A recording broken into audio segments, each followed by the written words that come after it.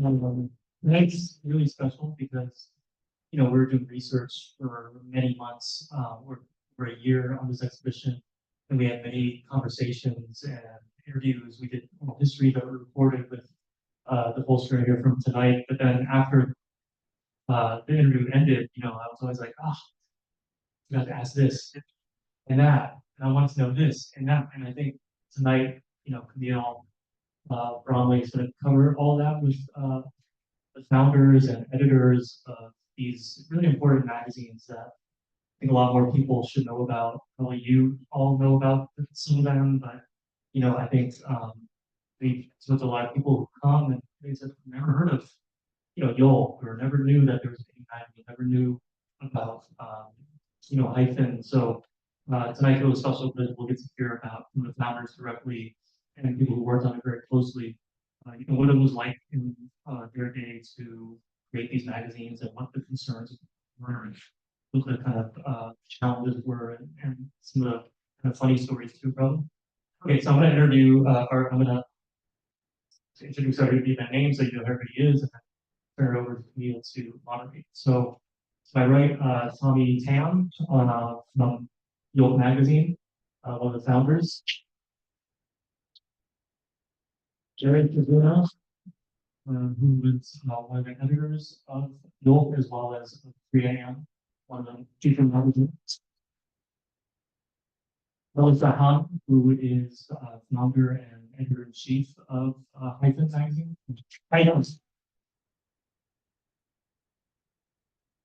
Angelo Ragaza, who was the editor of Lakán magazine. Yeah, Camille Bromley, who's modern today, it's also really special because the article she wrote, the essay she wrote for Columbia Journalism Review, I think in 2019, 2018, was really kind of foundational for us as we're sort of getting to know the magazine kind of world. And so really happy that Camille's here to moderate this talk. So with that, Camille, I'm gonna turn it over to you. You need a mic.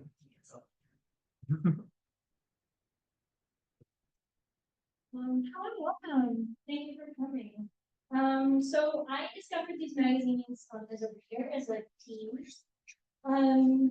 Maybe around 2001, I was 15 or 16, and I distinctly remember sitting in my parents' kitchen, seeing on the counter magazine books, and I was like, "What is this?" I looked through it, and I was just immediately entranced because I had never seen anything like that before. It was totally different than sort of like bland commercial magazines that perhaps we got. And there was just like a style to it, and it was a little bit cheeky and playful, and it was creative, and I loved it. I learned the word "hapa" from Lakán magazine, because where I lived, there was no like pan. Yeah, it doesn't matter. Okay. Yeah, I looked to A to like sort of tell me in some sense like what Asian Americans were talking about and doing across the country, because I was sort of separated that from way. So anyways, that was towards the end of A's run. So I got a few issues, and then the magazine folded, and I was like, dang, I missed that. There was this whole, 10 years of A magazine, and I missed it, and how am I gonna know how to be Asian now? I have to read Asian now. So anyway, so I want to throw it to Angelo, one of the founding members of A magazine, and just tell me how it started. What was the project? Really work. I'm Angelo, and I'm involved with the magazine. I was not for 5 years, but I worked a lot. Many memories of all-nighters during the scenes. When I finally became salaried in 1984, I became managing editor and chief 1986 to 1990. So that was my trajectory. It was just about, I gave my 20s to the Asian American. So since the stage a little bit, it was 1989, so it was Reagan Bush, it was Tiananmen, it was AIDS. That was all informing the victims at the time. The founding team of a magazine, I wasn't one of the initial founding team. It was really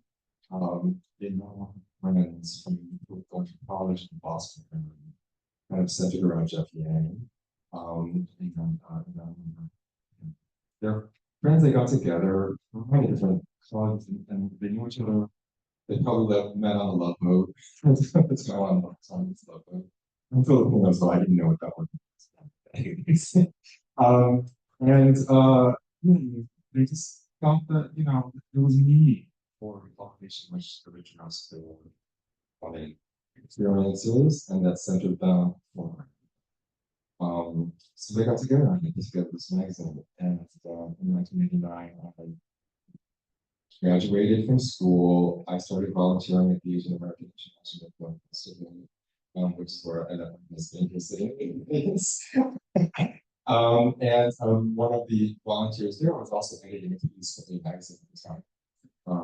And she was sharing her about it, and I said, "Can I help?" Which is probably super big to ask because I got moved in. So that's how the magazine started. And what was sort of the editorial vision? Like, what were you trying to do by starting this?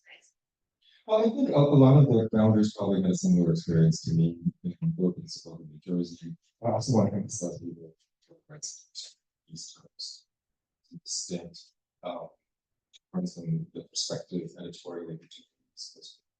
So all either from the United States or were born in the United States, very much post 1965 East Coast. We didn't have a sense of our community as critical mass on the East Coast. So where I was from New Jersey, I had one Korean friend, one Chinese friend, and that kind of was it. And we loved each other. We were all in the same house and stuff.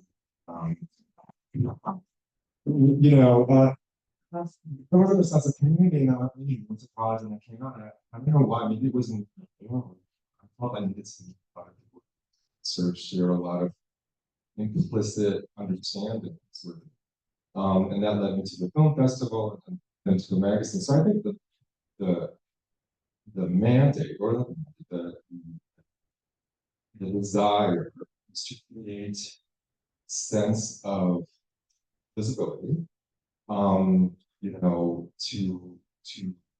forward versus faces of experience, and to center ourselves. And to come together across ethnic lines. So that's what I think it was. Did the magazine begin shed pretty immediately, or what would you create? Trying to navigate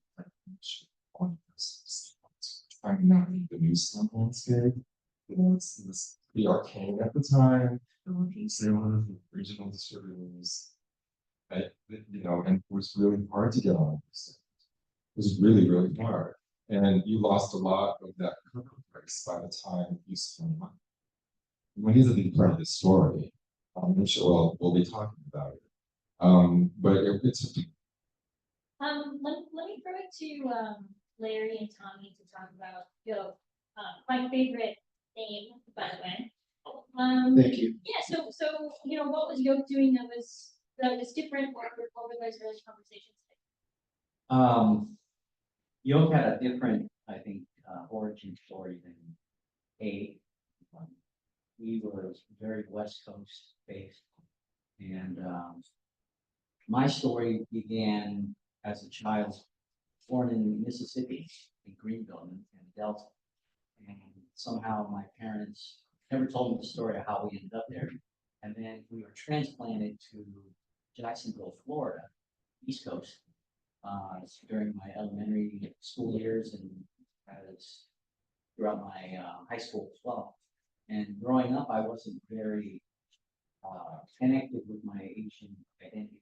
It had formed. So just remember, vivid stories of an opportunity to go visit China when I was 13. And I was so adamant about not wanting to go. And now, after all these years, I do regret the fact that I didn't go. Brother got dragged, get right to him. But it wasn't until I graduated high school and moved to Los Angeles. So I had a choice of either going to school up north or to the West Coast. And since I prefer more weather, West Coast. And fast forward the story, I just was always fascinated growing up with magazines and newsstands. And just I would stand at the grocery store, or I think there used to be tons of newsstands. And you notice on this trip, all the newsstands have disappeared. And the only time you see magazines are the free ones they give out at the airport, maybe in some doctor's office. But I think this is an incredible selection of what the Museum of Chinese Americans have done to give us a voice again, a platform to share what we've done. So I think we paved the way to make what's happening now. But anyways, I had cultural identity issues. Didn't know, I wasn't proud of growing up in Asian. I think as a child, I was confused. I didn't know where I fit in the spectrum. And I had a Philippine friend. He's up here in football with me. And we've known each other since first grade. And she opened my eyes when she got a chance to travel and encouraged me to leave Jackson. But it's kind of funny. I'm now back full circle. Hang over there. Sure. So I'm from Seattle, born and raised, and the college I went to was Washington State University, and there was about 17,000 students there and 200 Asians. And somehow I got elected like the chair of our Asian students group. I just showed up and they elected me. Really? So I was elected vice chair. They were like, it'll be fine. And then they didn't tell me, but the following semester, the vice chair automatically becomes the chair. I mean, so they believed me, I guess. And I didn't know what to do because, you know, leading a 200 students on campus wasn't my idea of a good time. And but somehow we managed. I mean, we had a teriyaki chicken sale that everyone loved and everyone supported. You know, and so I was like, dang, maybe there's something to this whole thing because I'm interested in Asian stuff, and other people must be, you know, if they're willing to buy teriyaki chicken, because there's teriyaki chicken restaurants in the entire city. And so when I moved back to Seattle after college, I went to work for the local Asian newspaper called Northwest K. And I volunteered. I was just writing little articles here and then. And then they started to put my articles on the cover. And I was like, can I get $10 for this or something like that? They're so reluctant to pay me anything. But I was happy just to get any sort of thing in print. And then later on, I managed to move down to California. I really wanted to move to Los Angeles. I mean, it was, I don't know why. Every time I visited, just being around the people in the sunshine. And so 2 years later, well, maybe a year later, I started running into this guy. And I would run into him at like nightclubs. Parties. And him and Tin, who also is part of the founders, they would show me things that they were collecting and things that they were promoting. And one of the things was like a calendar. And I never met someone who was so into Asian stuff. I mean, like today, look at me through group chat or something.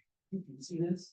You know, he is the guy who's into Asian stuff. I mean, just all through the time I've known him over these 30 years. Hey, did you see this? He gets really excited when something happens, you know. Well, you know, it's for me growing up, it was like not seeing Asian faces on television, not seeing Asian faces on TV is what prompted me to deep dive into this cultural discovery like Andy. And when I had the opportunity to move to Los Angeles, I started to meet a group of like-minded individuals that have different backgrounds, unlike me.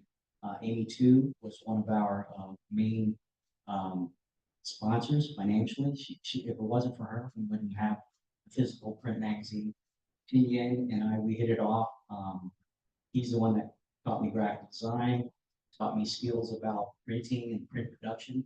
And Michael talked about Asian Week yesterday, and if Asian Week didn't own their own printing presses, they probably wouldn't have been able to publish them. So we had to navigate a lot of things.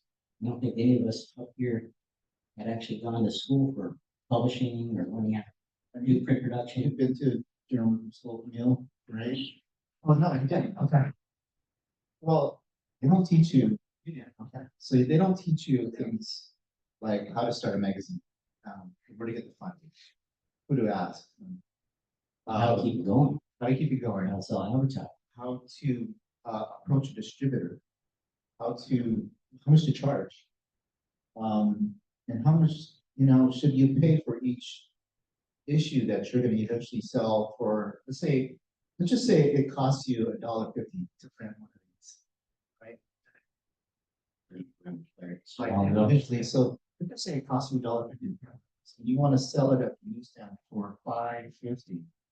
So the distributor will take, well, that's Canada, sorry, $3.95 US, and the distributor will take half. All right. Yeah, Will at take least the minimum. $2. So they'll give you what, $2 back, and it costs you $1.50.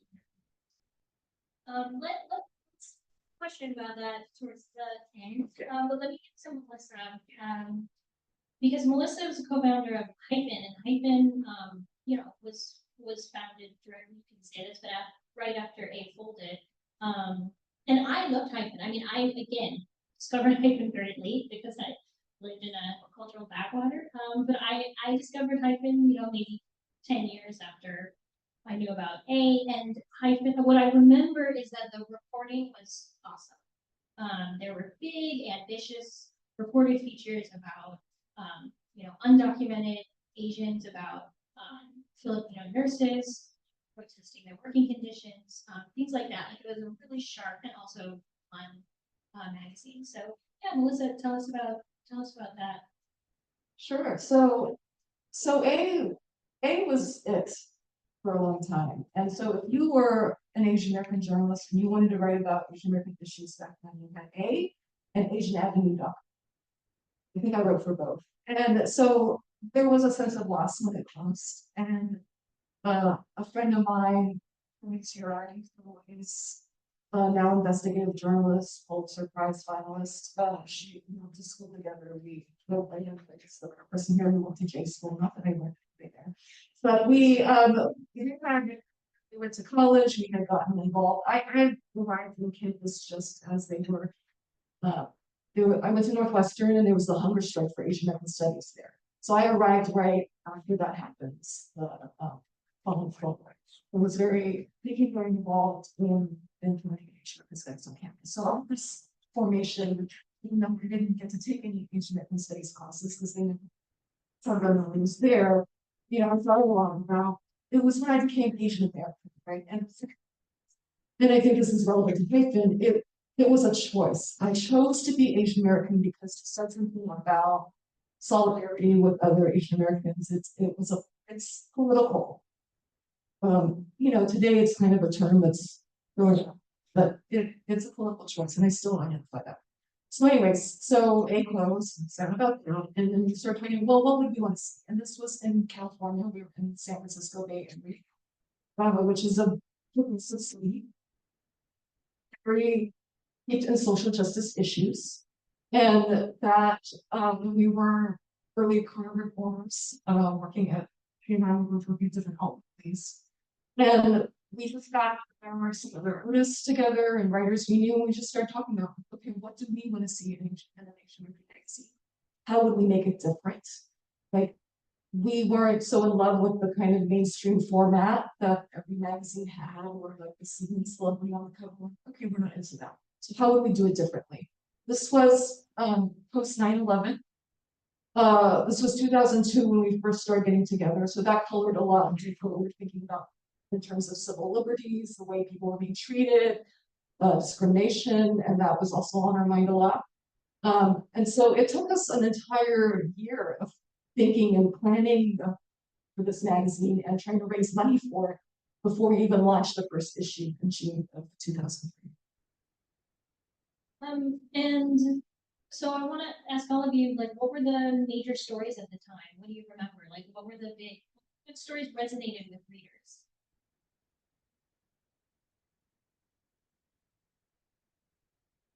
Oh, shot. I mean, the very first issue that had my name on the masthead, there was a feature story about AIDS in the Asian American community.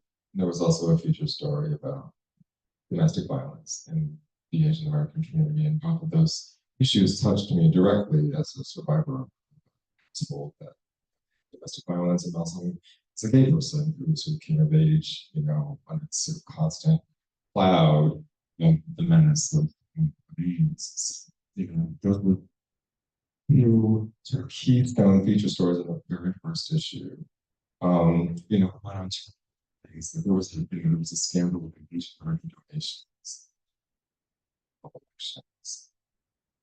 Sort of, you know, that sort of, you know, I think Asian Americans were trying to assert their influence, they were getting to in electoral politics, and there was this backlash, and that kind of, you know, cast a pall over that very much sort of played on, you know, foreigner, alien, you know, yellow peril stereotype. So that was one of the big stories that.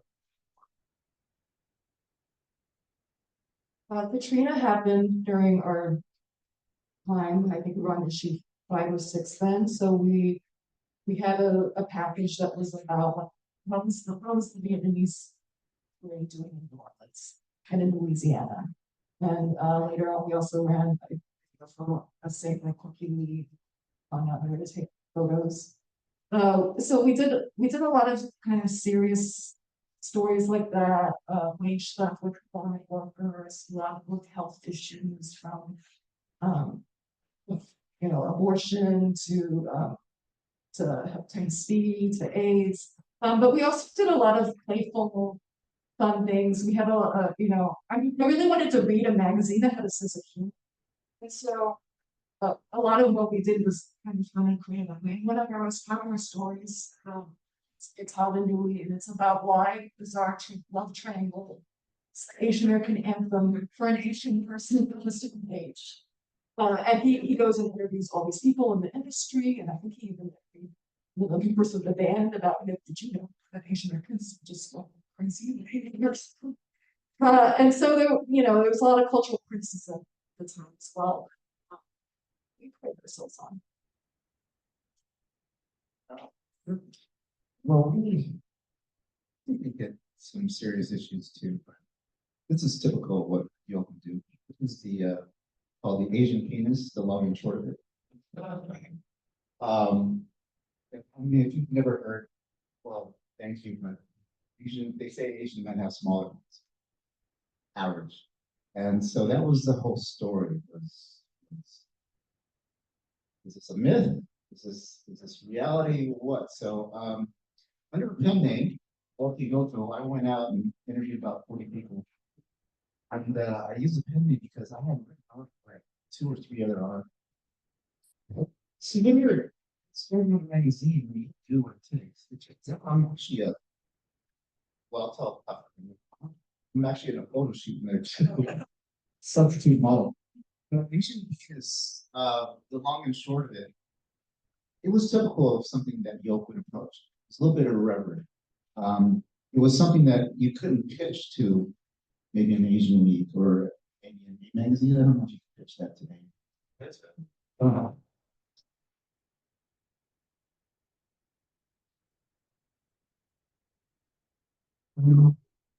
So touch it, right? You would really want to touch it, especially you want advertisers. And where would you go? You know, so we kind of kept it lighthearted. Um,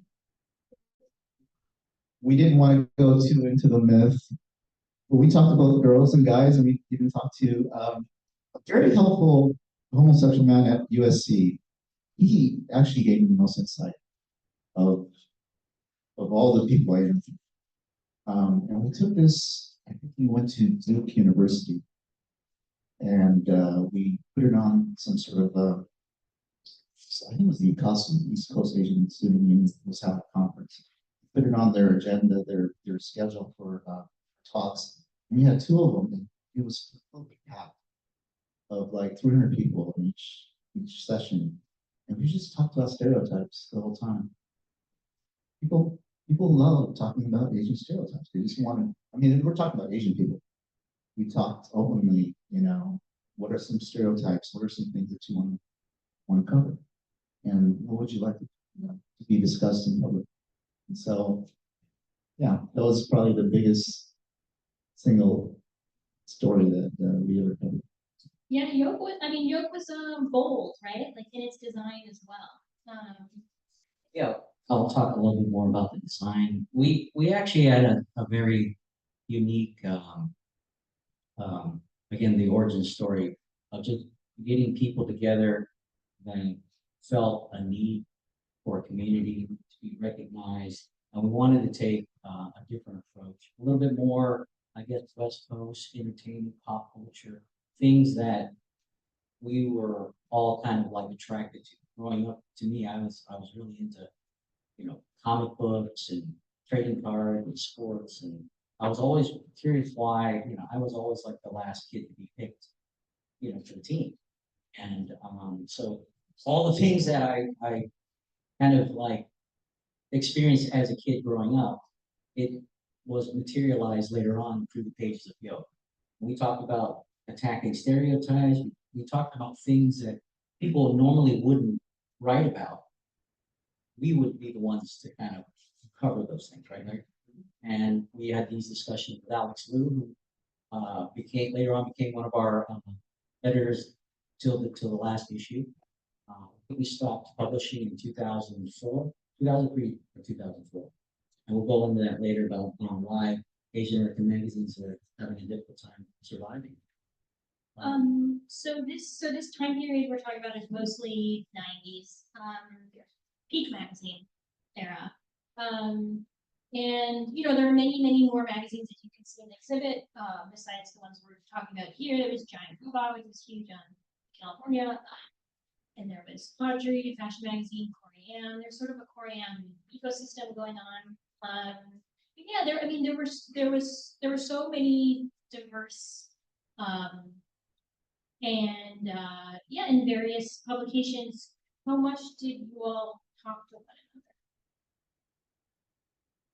I can't speak for you guys because we were our competition for that 10 years. I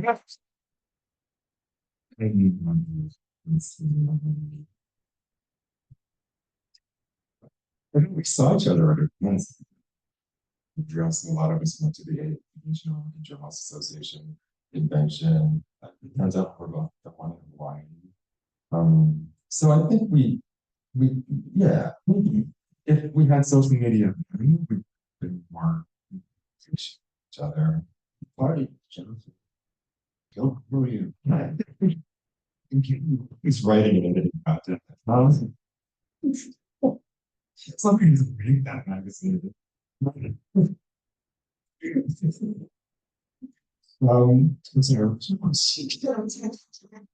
I'm sorry. You know, I'll probably get back to this point about advertising, so I don't want to sort of go off on a very big tangent, but it's an important one. Yeah, but that's next. Well, you guys moved on and you guys were winding down when you came on the scene. I mean, I did take the Giant Robot sometimes. Giant Robot was one of the first magazines that I subscribed to with my own money. And so, you know, and I just loved it. It was just like the magazine that about things that Eric and Martin liked. You know, that was it. They had a lot of cool bands and just skateboarding and all this stuff. And so I did I did meet Eric and talked to sometimes, but we were, I mean, I think we came up with some other magazines around that era that I consider, like, there was this Jewish magazine called Heat, the New Jew Review. They were like our Jewish cousin, and we had an event where we had a ping pong battle. They won. And then we went to karaoke. So I think we like in that independent magazine world, but there weren't that many other Asian American magazines then. And then, you know, of course, there were blogs and Angry Asian Men, Friends with Phil, and Sebin New was a great South Asian publication. So I think we knew each other around, but yeah, it was. I will say Asian Week's, an Asian Week columnist said very mean things about us when we first came to see it, without having read an issue. So that was our one to the scene by another issue.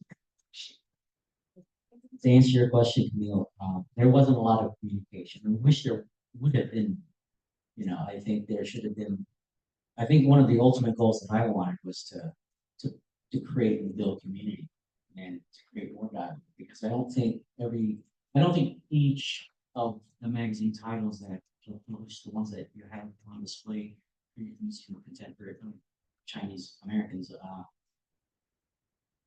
what I like about it, everyone kind of just walking through the exhibit. If you look at Hydra, look at Date Magazine and Asian Week and Trans-Pacific ACM, all the way up to Giant Robot and A Magazine and Hyphen.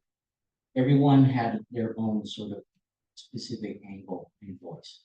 We weren't trying to copy previous generations of magazines.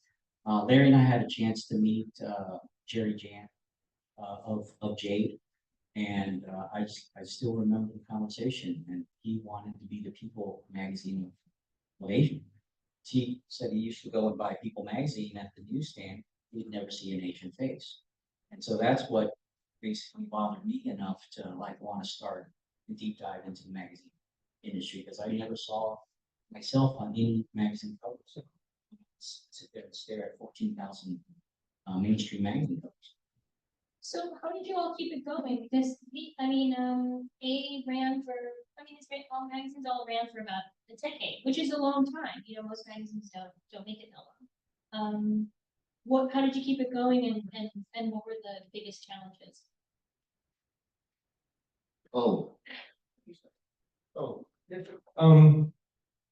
I mean, it takes money to keep it going, and it takes willpower. Yeah, it's sort of speaking as somebody who wasn't paid for 5 years. In his 20s to the Asian American publishing, it's not his 30s, maybe. Well, I have to credit A Magazine, the business team, Liliana Chen, both on that team. The service team was publisher of it, and she was able to get advertisers like American Express, Absolute Vodka, IBM, to support the Asian American community, the American community, in language Asian work, kind of in language community audiences. She was playing a very long strategic game. It was a very hard thing to sell people on conceptually, because the argument was you can reach English-speaking Asian Americans through Cotton Pals and James, through Time Magazine. So when you're talking about money, you're basically asking people to take large amounts of money and take out of those pots, just into this pot that for them is at best conceptual, right?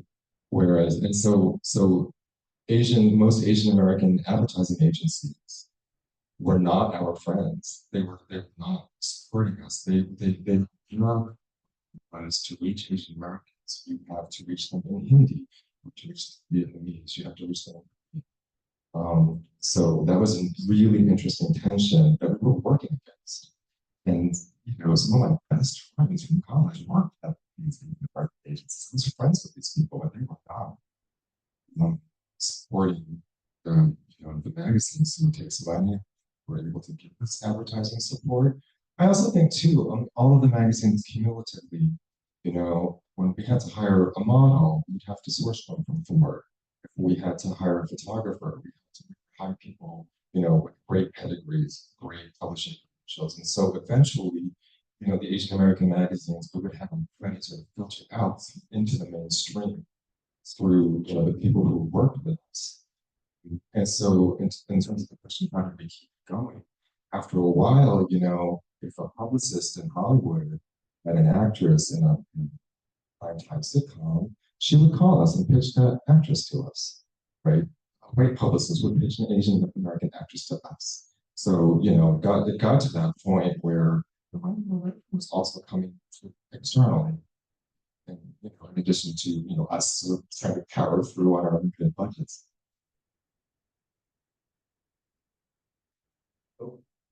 Okay, so I want to first speak. I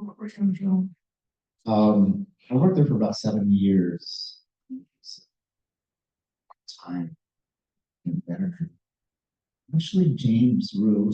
James Rue ran the magazine. He actually said, "You can have any title you want." But I'm like, I'm Japanese American. I'm not going to take like editor in chief of a Korean American publication. So I'll just be assistant editor. But James was very good at getting money. Every anniversary of the riots, I'm not sure, I think it's called Saigu or something like that. Station's term.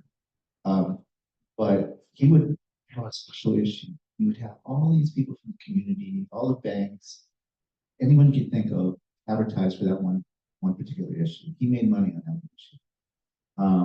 And then he would have this awards ceremony called Unforgettable.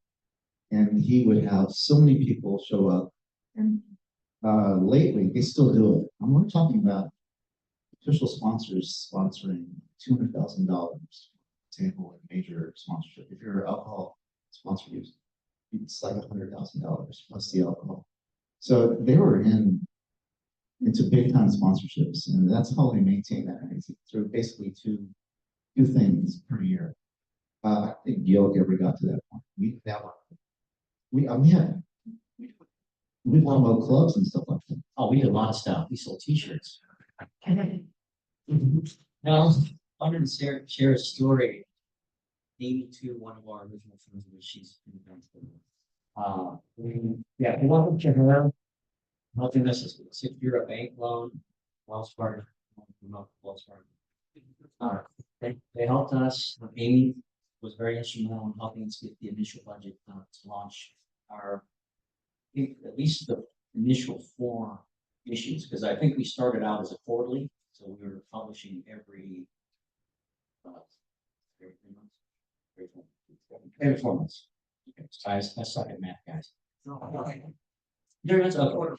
I just want to share this story. I remember in the beginning, we kind of like ran out of money. Amy took $5,000 and went to Vegas. She was able to turn that into some funds, and we were able to get donations. So, true story. But to answer your question, we've always had that sort of challenge with mainstream advertisers, advertising agencies to believe in our community because of all the different ethnic groups, language, social class, and also the Asian American community at that time, I think was roughly around 11 million. I don't know exactly what the number is now. It's more roughly around 24, 25. But I think if we had social media during the times that we were publishing, I think we would have probably might be still in business. But the other thing is that it's a true story. We went grassroots. We attended cultural festivals, Chinese New Year festival in San Francisco. We would go to the Nisei festival in Japantown. We would go to Pacific. We can't sell T-shirts. So I'll go more into this later, but it's just I remember making these T-shirts for just our staff, and I was in line mailing some magazines off for subscriptions. And I had a Asian American gentleman tap me on the shoulder and ask me where I got this shirt. I said, "Oh, we make these, don't sell them." He said, "Oh, I want to buy it." So he actually paid me money, and we sold thousands of shirts to help fund our magazine now for many, many years. Melissa? So Hyphen was all volunteer run and still is, and so the labor was all free. Every single person almost who, I think at the end we were able to like do Indigo when Indiegogo Kickstarter came around, we were able to fund certain boarding packages, but before that, everyone worked for free. The amazing thing though is that we became an incubator for a lot of promising Asian American talent. It's a place where we could mentor each other. We gave a lot of people their first bylines, and so I feel like Hyphen contributed to creating this great, amazing class of creatives who went out in the world, and now some of them are working for major corporations. But we did a lot of things to raise money. We first of all, when you're building a magazine as a writer and artist, we just came together. Wow, it's fun, creative idea, right? But you're actually making a machine. You are making a business. So we're really entrepreneurs. And I think if I had known that going in, maybe I would have done it because it was a lot of work and I didn't know what I was doing. We were talking about the cover price. I mean, we were not very good at making our business plan. The cover price was like, I think the magazine should cost $5. So that's yeah, like that's first impressions were like $20 for 4 issues. So that was not mathing very hard. So that's the first one. So we made money in sorts of weird ways, and I think the refugees and immigrants and the children of immigrants were very scrappy. We had events, parties paid our bills. We threw a lot of events. We would have different types of events. We would have bands. We had speed dating events. We had 2 of those. We had the Mr. Hyphen competition, which was our annual big fundraiser. We were like, you know what? Asian men are getting so, the stereotypes, they're not great. What can we do to uplift Asian men and also make money? So we had this pageant. And they were all representing nonprofits, by the way. So they were raising funds for their winner would get funds for his chosen nonprofit. We came across some electronics and sold them on Craigslist. I mean, we did all sorts of things. We borrowed things and returned them to the store after the photo shoots. So that was what we were doing. I mean, Hyphen was a very seat of pants, very strong publication. And it just powered through because of the love of to keep it going. Just sheer fun. Amazing stories. So last question for y'all before I throw it to the audience. So I want to ask, kind of like post magazine boom, where do you go now to read Asian voices, to find Asian stories, find Asian perspectives? I think it's really important to support institutions like the Museum of Chinese and the spaces that exist, the spaces that we have, because we're largely tethered to our devices, which means that we can either have extremely vertical experiences on social media and choose to verticalize our experiences and thus our perspectives, or the algorithms and Zuckerberg et al. Will do it for us. So that's a very hard question to answer. After I left A Magazine, I tried to start an Asian women's magazine, produced a prototype of it called Element, which is actually in the case. And I actually got meetings with executives at Time Inc. and major publishers, and I was having repeat meetings, and sometimes a repeat meeting might become a maybe. And then a couple of things happened. September 11th and the digital revolution, and that just ended that trajectory. So I think there have been attempts to find ways of creating Asian American spaces in the sort of on the digital landscape. I think the challenge is that if you were if you're trans or you're non-binary, or if you have sort of multiple intersecting identities, you can find a whole community on Instagram or on TikTok. You don't need somebody to create sort of dedicated media for you, but I think that's problematic in a lot of ways. I don't have an answer for this. But, in order for magazines to still exist, the business model has to exist, and the business model simply doesn't work anymore. Vogue is making its money through sort of membership networks and through events, almost in a way like we were. Well, I think I saw an issue recently that was about the same thickness as one of the magazine issues, and yet they were doing it CD. But print as a business model is something that will not work on its own. I also do want to say that since a magazine, I went on to work in different spaces. I went out to work in LGBTQ spaces, in spaces that centered more multicultural, urban, and Black cultural experiences. I became executive editor of Vibe, Direct Medical People, which is the largest impact litigation organization in the queer space.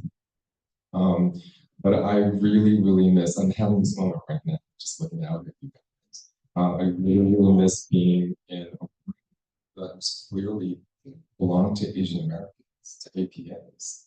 Feel that right now. I have not felt that since the late 90s. I'm not going to start crying talking at this moment.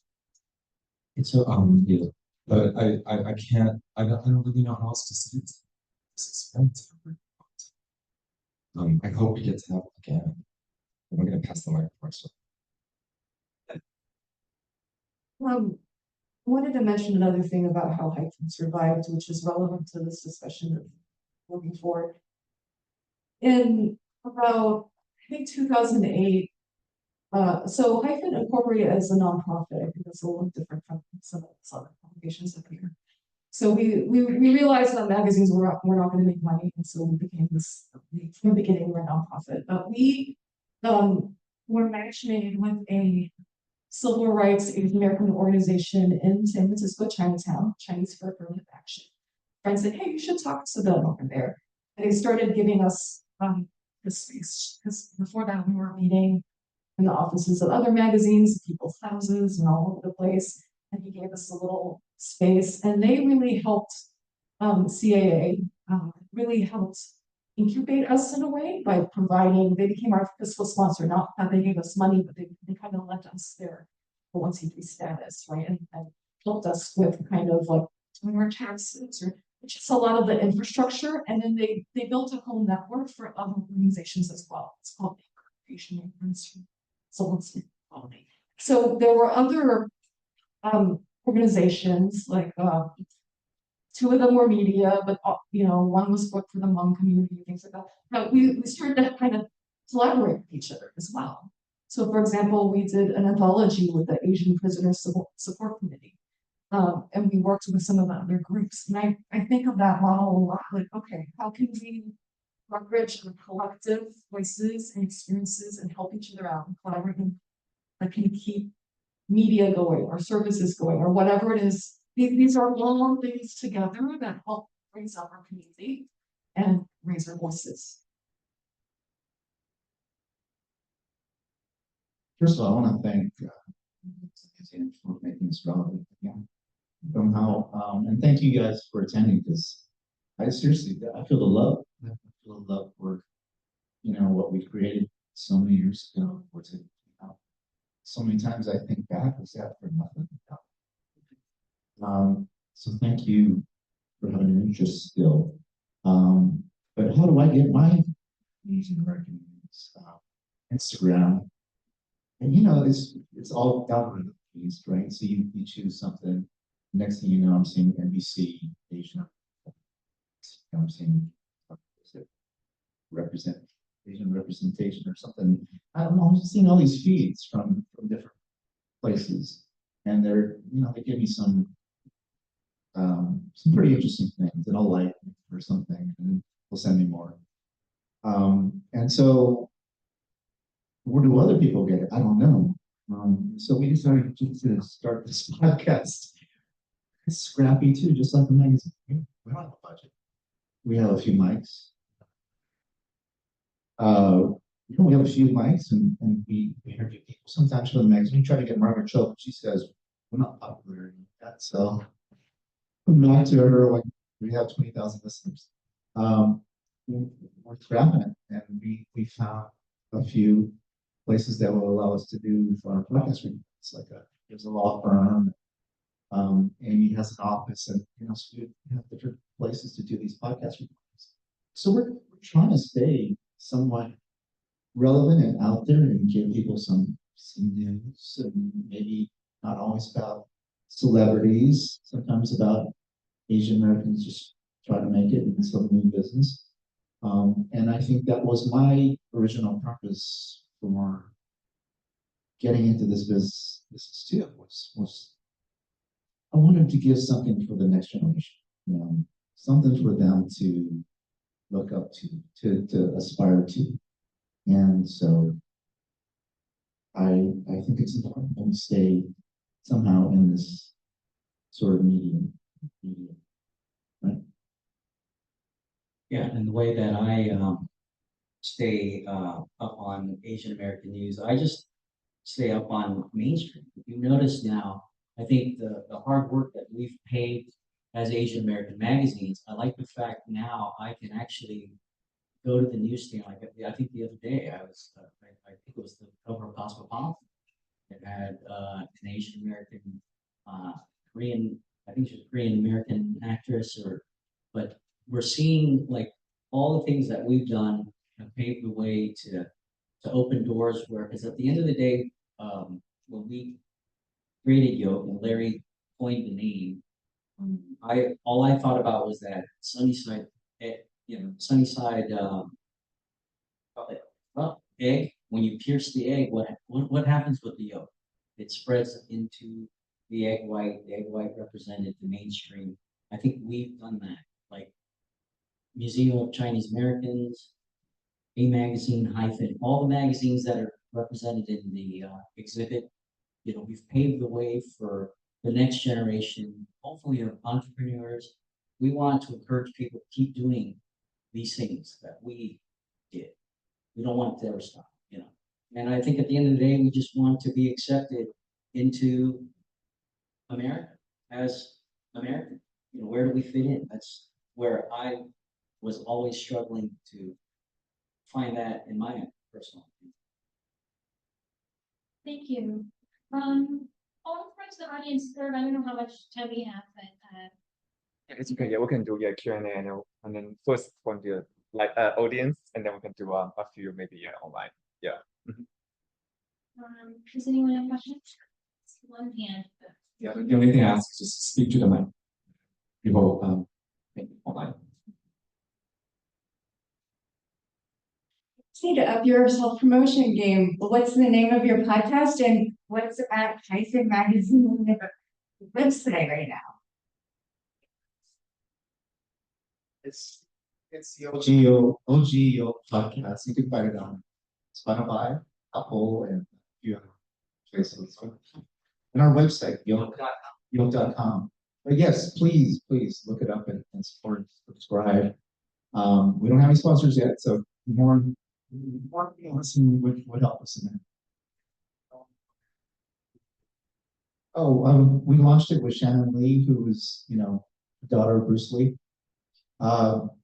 Interesting interview. I really wish you can catch it. It's still relevant to this museum. I think you'll like it. So even though Hyphen stopped printing in 2015 because printing is very expensive, we are still online and there's still staff, and it's it's been very tough during COVID and so on. But I think the staff is thinking about, well, how can we continue to serve the community and how can we continue storytelling and what modes will that take now in this time and age, right? So also in and maybe that's like we publish books or we do something different, like what does that look like now? And I think we're a little more transnational as well than we were like 20 years ago, looking into stories. So many folks that are living in Asia and here and all over the place, right? As well, for this particular exhibit, I started thinking about how I couldn't fit into any of my hyphen t-shirts from 20 years ago. So we have just relaunched our merchandise t-shirts with the bowl cut, the iconic bowl cut, and the pocket protected designs. We have to find the designs. I think they're on CDs somewhere. We don't know. So once we find those other ones, you can find My very first friends in New York. So when I moved to New York, I didn't know anyone. One of my very first friends I made was because I was wearing a hyphen t-shirt, and I was on the subway platform. And this guy's like, "Is that hyphen?" I love that story. My friends through wearing her hyphen t-shirt. So it's a fun.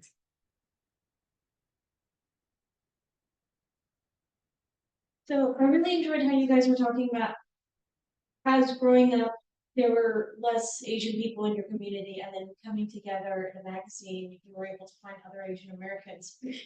And how you're just talking about the identity as an Asian American not being just like a pan-Asian community, but like with cultural and like rich cultural differences. And how did you, when you guys came together, like trying to highlight that it wasn't just monolith, but it was like rich and diverse? I think that just happened naturally. So it wasn't a question of working in the same movie, items, like, you know, so I'd never been to a dim sum restaurant where they're like, what's on this? It just happened, I think it happened very organic. It's really difficult to articulate how when you're working in that space, there was so much that was understood on so many levels, perhaps not so deep that perhaps it was even beneath the level of conscious awareness that you had in common with each other. And it's risky, it's double-sided to talk about those things, because you can also sort of, kind of, lean out into stereotypes, reinforcing stereotypes, but there were pressures. There were sort of misplaced expectations. There were, the fact that very often we had names that classmates couldn't pronounce, or our teachers couldn't pronounce. Today, in the presidential election, we're still dealing with this issue of splitting, mispronouncing somebody's fucking name. And what that says to people sort of en masse. So, we were Indian, we were Vietnamese, we were Filipino, we were we were all of these things.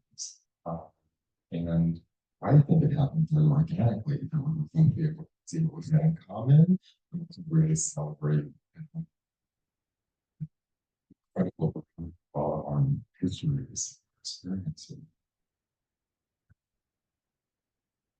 Happened organically, but also we were very cognizant of being of having a diverse staff, and then the stories we covered, and being like Asian American includes South Asian, please, thank you, and making sure that we have stories in those communities as well, and that also geographic diversity. I'm from Texas, and I don't want to read just about the coast, so trying to make sure we had stories from all over as well. It was intentional as well.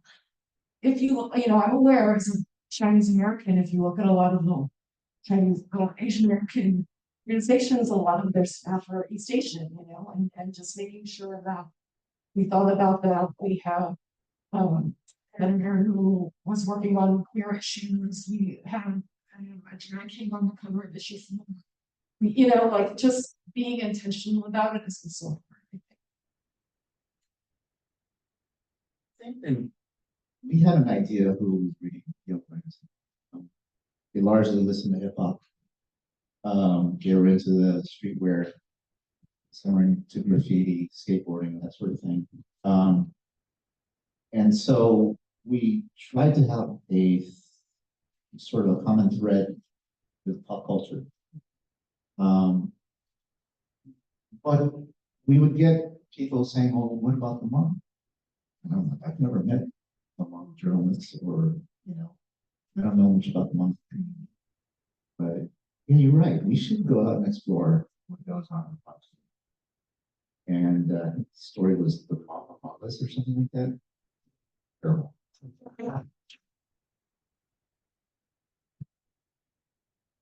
Um, but you know, we learned something, and I think that's the most important thing is just let's learn something from this reforged. I mean, we actually did a story on Asian homeless in LA.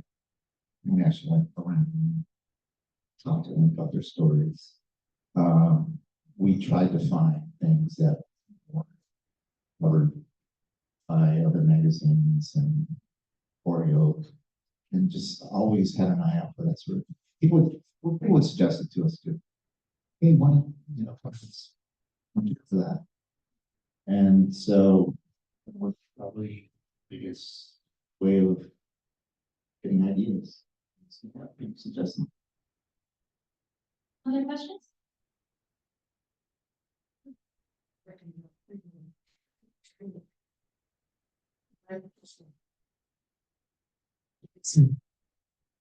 Well, the president, something, but no, I want to ask you guys are putting up shots again and doing editors.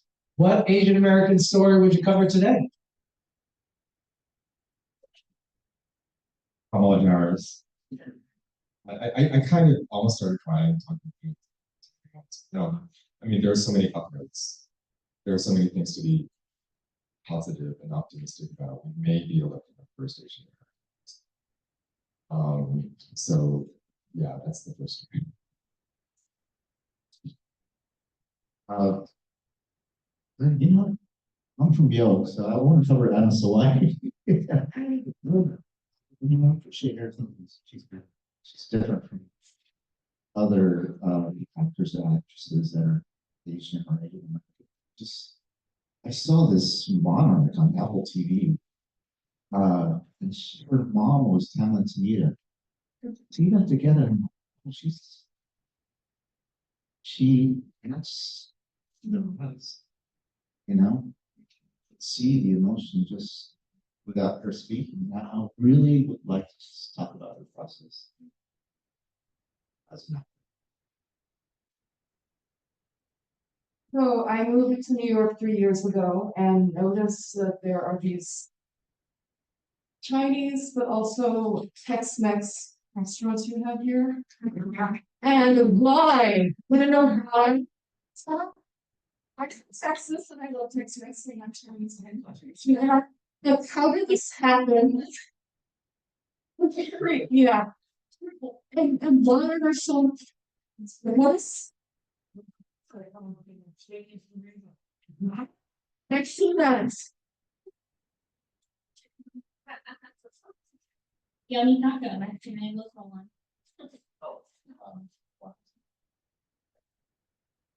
Other questions? It's not so much a question, but I just want to echo what Angelo was saying about how this is amazing that you guys, everyone here has brought, Gen X AAPI together. It hasn't been this way since college. I was actually in from one of the protests that's in that week. And that's probably the peak when I was Asian American. And so thank you guys. And in my effort to clean up things for Parents' House, I found a 1997 cover of AMAG, the one with May Not. And I couldn't bring myself to recycle. So I still have it. Collector's item. Yes, we're a lot more than $20.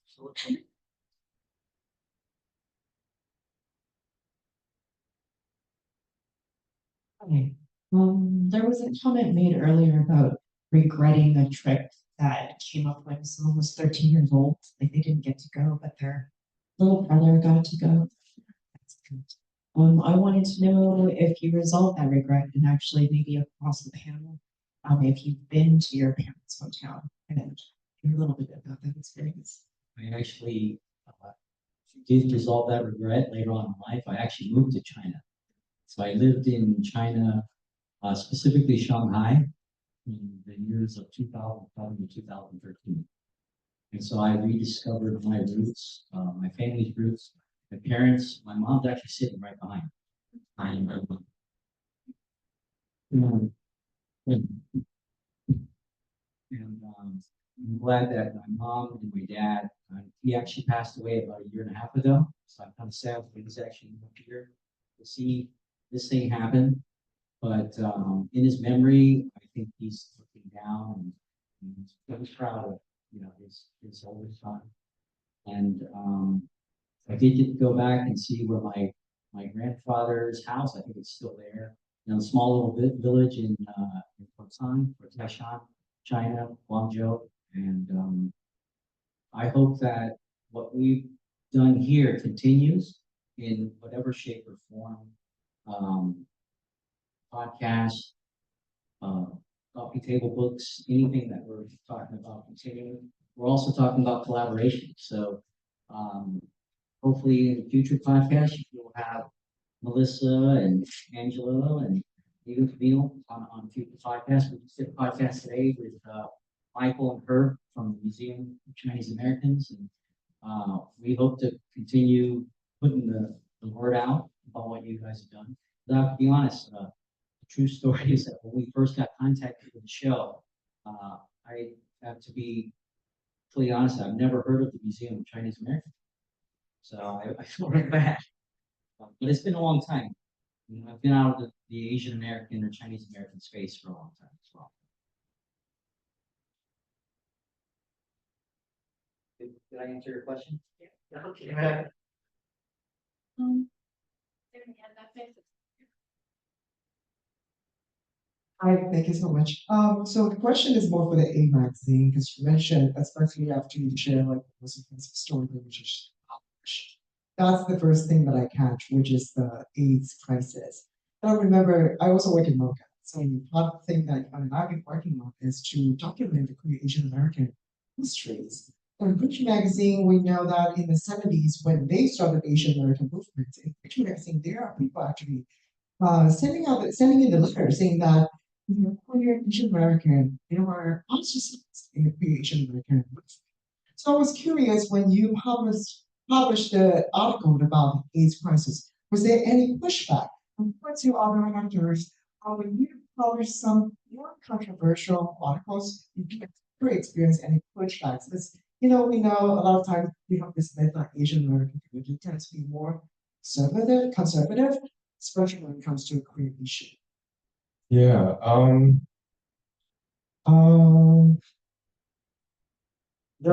sure there was pushback. To be completely honest, the work was so all-consuming. I was always focused on getting the work done. So much work to do. So yes, we did get letters. Yes, we did. Probably did get some negative feedback, but I was already 2 issues ahead. I couldn't dwell on it.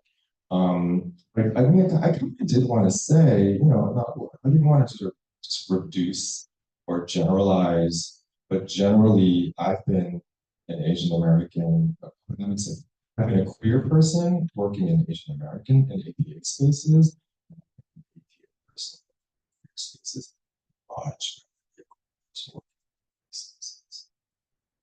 much rather. I've always felt like I could be myself in APA spaces. I've always felt that, whatever I wanted to center, whatever I wanted to foreground as a queer person, it was immediately accepted. I'm not wanted to realize that there are conservative corners of all these communities. But I've always felt more welcome as a queer person in APA spaces than vice versa. Yeah, we did cover, and I don't remember it too well, but we did cover AIDS in the Asian American community. I'd like to just actually, what you said was correct, was they felt like a minority within a minority. They didn't feel as supported as others, and there was money for it, but they didn't seem to be reached. Sorry, I don't have any more details on that, but remember that should be. The first issue. Was it? I was reading it today. Okay. So maybe we get to some questions from online. All right, I'm gonna choose some good questions here. There are some. So this is a good one. So Ursula Leanne, who's tuning in, hi Ursula. She asked, can you all describe the offices, quote unquote, you worked in? What did they look like? How did staff gather? Paint a picture of your newsrooms. Well, on West 28th Street, our newsroom, there was a bathtub. It was owned by somebody who kind of ran sort of like sort of a art gallery slash, I mean, was not involved in the magazine at all. It was in this space that, yeah, it was an art gallery, and I think she also did travel agency. And you know, it was like shit. It definitely was night shift. Then we moved to another space on Elizabeth Street that probably wasn't appropriate at some point. You know, and then moved to Lafayette Street and Prince Street at 270 Lafayette. Real building. Residents. And then like 53rd Street, we're sharing space with a community of 100. So see a real progression for 49 years. In terms of the atmosphere in those offices, I mean, it was a camaraderie. It was early 90s, right? So you hear that dial-up, that the internet dial-up was going to be going onto the one computer that had access. Invariably, Liliana Chen would monopolize it. You know, it's a way to use the internet until Liliana with the one internet. So yeah, it was definitely pre-internet or the very beginning of the internet. We were all so young. Like we were all just out of college. We were all just figuring stuff out, you know, like if we were behind the deadline and our stories were too long, we just get a core green design and reduce the size of the font. And you're burning in the lead in. So that's what that is. Like we were just, this was doing the printer like last week. Like if you look at our first issues, almost all of them continued on page ... Even the one on the last page. Greatness. Article on the latest page. To the bottom it says continue on page ... And go backwards and then it's really like waiting to use the internet. We're like, you know, reducing the size of the phone. You know, there were many late nights. There were so it was very kind of like another stage of college anyway.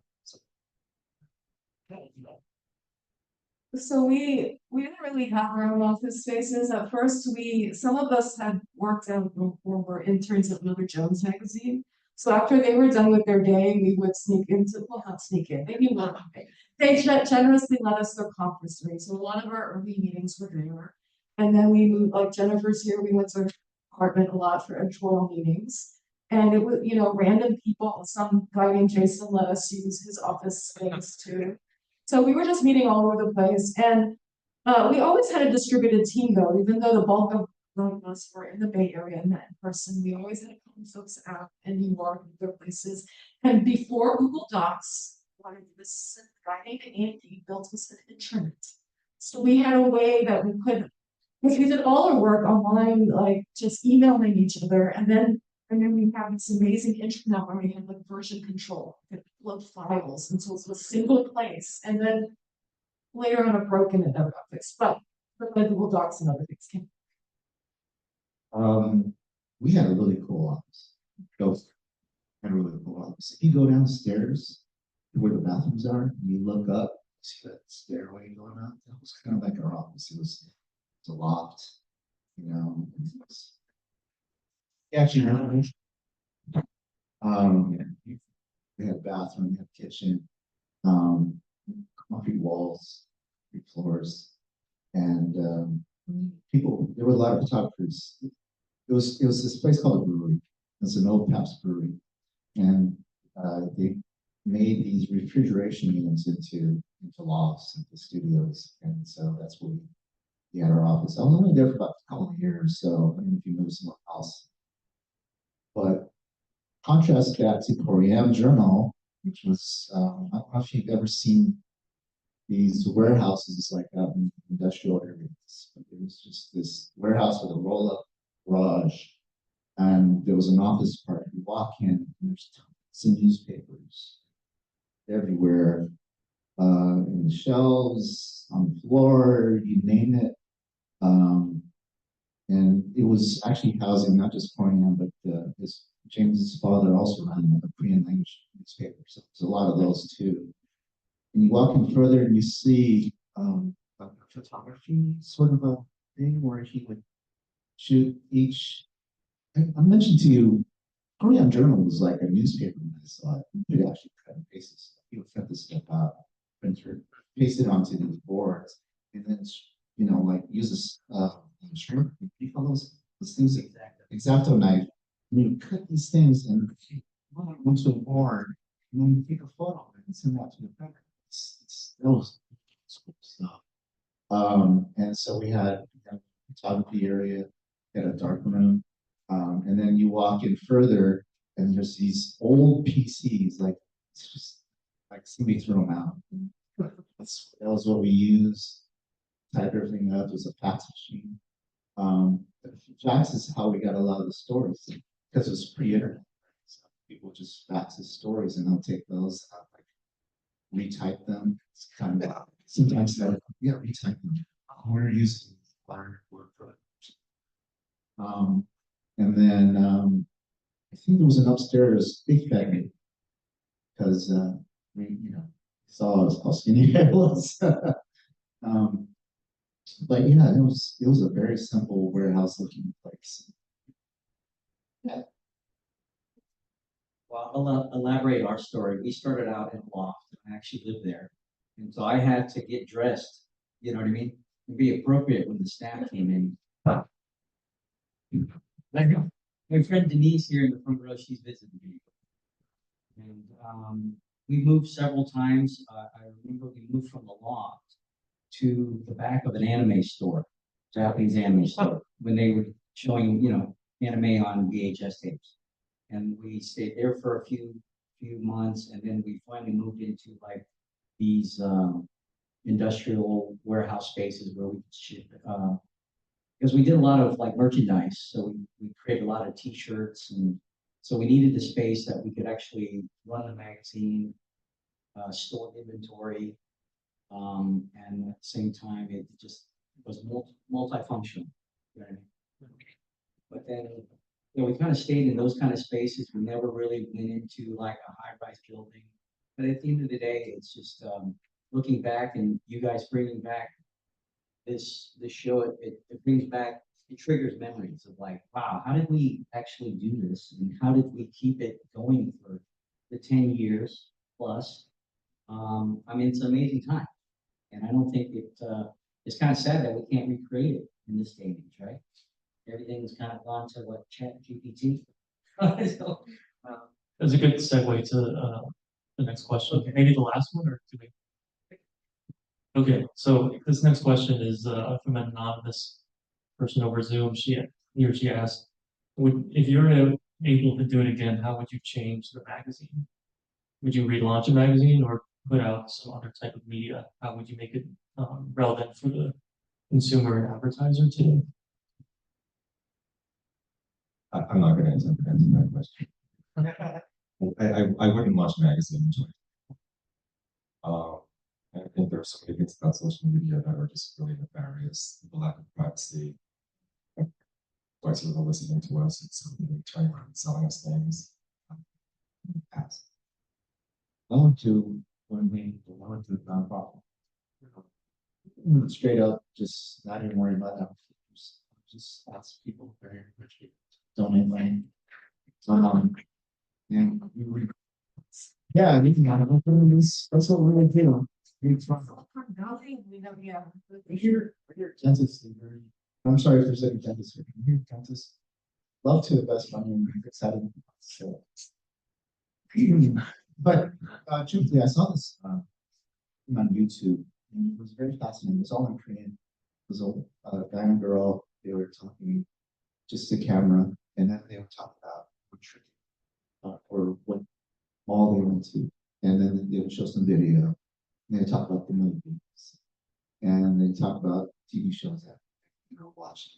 I'm like, this is amazing. This is a video magazine. You know, I could do this. I mean, if a podcast had the resources, we would do something like that. Yeah, yeah. It's very nice. And that's how I would do. Find the resources. Well, yeah, I'm not sure. I think part of it is seeing what the audience wants. I mean, as a Gen X person who loves print, and I wouldn't throw money into making like a quarterly print magazine anymore. That's not very feasible. But maybe it's like a hyphen yearbook, an annual publication. We published a lot of as well, so maybe they're anthologies. Maybe we have a lot of folks in our orbit who are documentary filmmakers, so maybe we would have film festivals, and, you know. I think there's a lot of different ways that we can continue to tell stories. I'm not really sure exactly what they. Right now, we're exploring the concept of maybe coffee table, hardcover books, because I still feel that there's value in print. I'm at a stage in my life where I feel there's value in vintage. And I guess now we're vintage. We're at a museum, guys. Yeah, we're at a museum, but I mean, it's like it's fantastic to be recognized and to feel relevant again. And as Larry had preceded the initial comments, we never expected to ever sit on a panel 30 plus years later. You know what I mean? We were like all college students. We were young, like Angelo said, and I think at that time we're just figuring out what we want to do in life, figure out you know, our purpose. And I think it's great that there's still vehicles. Maybe we have to explore more and identify new tools, new avenues to keep this type of content relevant and valuable. You know what I mean? Because this is, you know, something physical can't be replicated or entirely replaced by technology. That's a fear. I've got nephews that don't even know what pagers and fax machines and typewriters and cassette tapes, like they, you know what I mean? Like you have to show them these things. One day people won't even know what a magazine. You have to like bring it out of your closet and test it out. It's like, hey, we used to do this. We used to read it. We used to subscribe to these. Can I'm sorry, quickly add to something I had said before, but you know, I think I was a little fixated on media and country magazine. But assuming whatever it was you need money to get things started going. I think there is a need for something in the fashion and beauty space. It was always one of the sort of pillars of what a magazine covered. It was one of the things that we did well. You know, sort of curated the lobbies at the time we were students in the 90s. So many Asian American designers, Yoli Tang, Yusara Lee, Elaine Kim, Vivian Tam, Alice Way, I mean, really came to the fore in the 90s. They really blossomed. I think the realm sort of fashion, beauty. It's not an American magazine, but I think Vogue Philippines is doing an amazing job, a very impressive job of exploring different kinds of beauty, exploring, you know, indigenous communities. They have a men's edition, which is very interesting. And it's in English, so I think I've sort of been following them. I had the opportunity to freelance for them, pretty much write for them recently. But I think fashion, beauty, I'm kind of sick of seeing, you know, Asians are the backbone of luxury goods industry. Globally, we are the backbone of fashion, right? Like, so if people in India and China are not buying luxury goods, as industries are suffering. I've never sort of seen us sort of on a, you know, on a global scale assert our centrality to these industries, beauty, fashion, luxury goods, watches, cars. I think we could be a lot more assertive. And also, we are the font, we are the source of new ideas, innovation, design. You know, creative directors, Oscar de Lorenza, you know, or you know, there's so many of us are working in that field who are leaders in that field. For something, I'm not sure what it is. I don't think it's a magnitude. I feel like that's a place where we lead, and we could be leading more. I just want to, first of all, thank you all for, doing what you did back then, and everything you shared today. I feel like there's a lot of emotion, wrapped up in this, and I just want to, like Larry, I could kind of see that in you, and I wonder if you could just talk about like how you're feeling. Maybe close it out that way, with just pure feelings. You want me to cry? No, I can cry. I get a tear in this. Our magazine was important. YOLK, we were important, but it has us. They would cover some really important topics. They were serious and we hope to be as important as a. We do this for love, everybody. It's for love, not for money, for God. I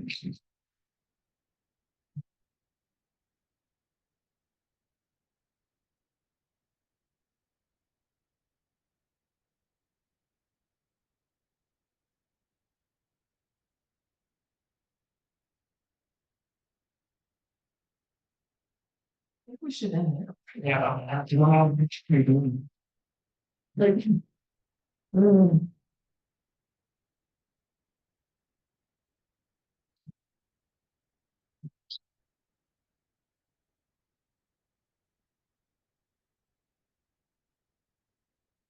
So let's end actually on the celebratory notes. So let's now do the raffles. So for each one of you, maybe just get tickets, and I will read out the number. So take out your tickets. If will be the winner of limited edition YOLK t-shirts.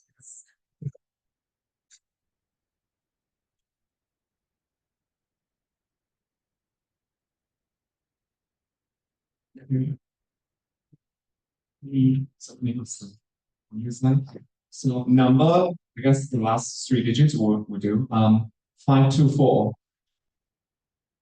524.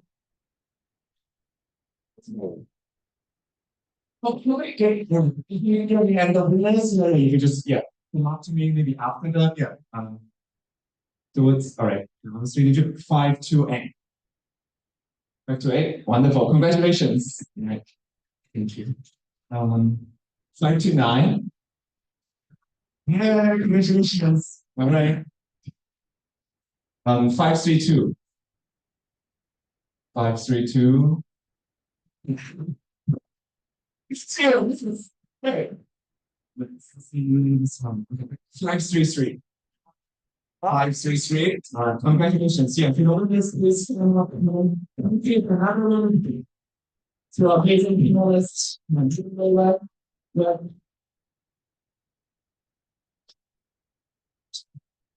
So maybe let's take a good photo. Yeah, how about that? Yeah. And that help to wrap it up. Yeah. Just a quick plug, Saturday, 3 p.m. Tam.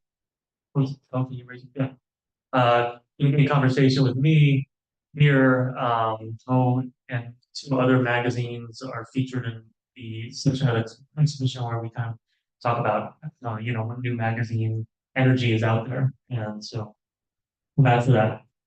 Thank you. Thank you so much. And we will feel your way open so you can also, if you haven't seen the exhibitions, feel free to, visit. Mike, can I have you and maybe help? And let's take a good photo. Thank you.